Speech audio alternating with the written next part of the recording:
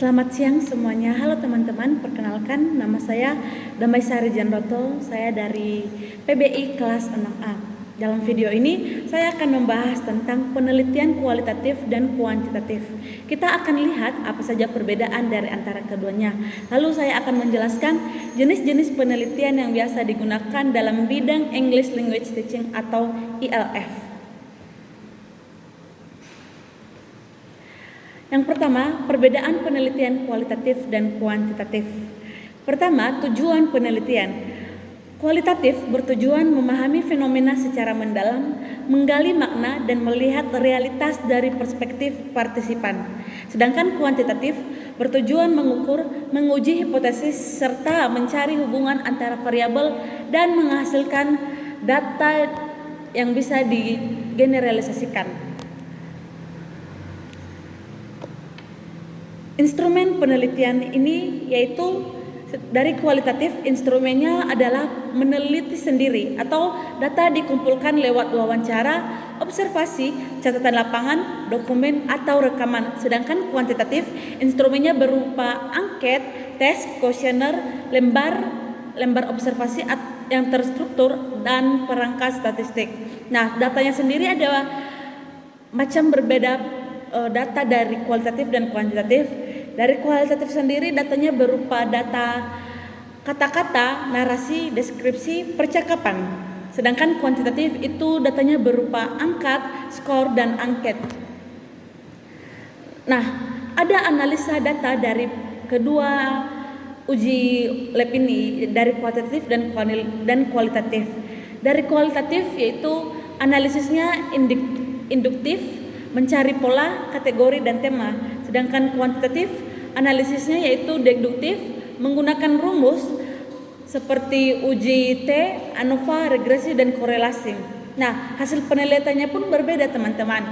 Ada dari kualitatif sendiri itu menghasilkan pemahaman yang kayak deskriptif, narasi yang mendalam. Sedangkan kuantitatif yaitu menghasilkan kesimpulan yang terukur, dapat digeneralisasi, yang populasinya bahkan lebih luas dari biasanya.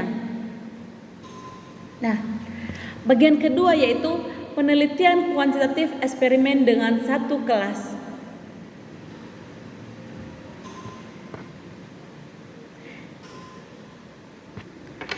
One group pretest atau protest design yaitu mengukur kemampuan siswa sebelum diberi perlakuan atau pretest, lalu memberi treatment dan terakhir kita akan menguji kembali atau mengukur kembali lagi dengan protes yang telah kita lakukan.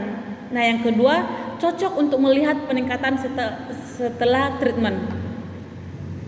Poin yang kedua yaitu time series design. Terbagi menjadi dua, yaitu pertama, memberikan tes berulang kali sebelum treatment atau lalu berulang kali lagi setelah treatment. Nah, yang kedua, digunakan untuk melakukan pola perubahan yang lebih akurat. Jadi teman-teman, walaupun satu kelas kita tetap bisa melakukan penelitian walaupun kita satu kelas, kita tetap masih bisa melakukan penelitian eksperimen dengan desain yang tepat. Nah, bagian yang ketiga yaitu jenis-jenis penelitian dalam ELT. Selanjutnya saya akan membahas 7 jenis penelitian yang sering dipakai dalam bidang ELT. Yang pertama yaitu eksperimen. Eksperimen itu menguji hubungan sebab akibat dengan memberi perlakuan kepada kelompok tertentu. Contoh, menguji efektivitas pengguna video YouTube dalam meningkatkan listening skill. Yang kedua yaitu penelitian kolerasi, yaitu mencari hubungan antara variabel tanpa memberi perlakuan. Contohnya, hubungan antara kebiasaan membaca dengan kemampuan menulis siswa. Poin yang ketiga yaitu melakukan penelitian tindakan kelas atau PTK. Nah, penelitian yang dilakukan guru di kelasnya sendiri untuk memperbaiki proses pembelajaran biasanya berbentuk siklus perencanaan, tindakan, observasi, dan refleksi. Poin yang keempat yaitu analisis konten, menganalisis isi dokumen, buku media atau teks untuk mengetahui aspek tertentu. Contohnya, untuk menganalisis jenis kosakata akademi yang muncul dalam buku teks berbahasa Inggris. Poin yang kelima yaitu case study. Nah, studi mendalam tentang satu kasus atau individu atau satu kelompok kecil. Contohnya yaitu untuk mempelajari satu siswa dengan kesulitan membaca secara detail. Poin yang keenam yaitu fenomenologi. Fenomenologi ini adalah proses menyelidiki pengalaman hidup partisipan secara mendalam. Contoh, pengalaman siswa ketika dia belajar speaking melalui drama, belajar listening lewat musik dan lain sebagainya. Dan yang terakhir yaitu research and development atau R&D. Nah, penelitian ini menghasilkan produk lalu diuji kembali untuk disempurnakan. Contohnya, mengembangkan aplikasi mobile untuk belajar vocabulary.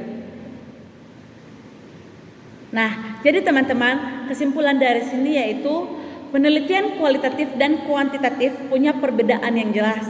Baik dari tujuan, instrumen, sampai hasil penelitian pun sangat berbeda. Dalam ILT, kita bisa memilih jenis penelitian sesuai dengan masalah dan tujuan kita. Nah, teman-teman, semoga penjelasan ini bermanfaat dan bisa membantu teman-teman memahami metodologi penelitian dengan lebih mudah. Sekian dari saya Damai Sari Jenroto, pamit undur diri. Bye-bye.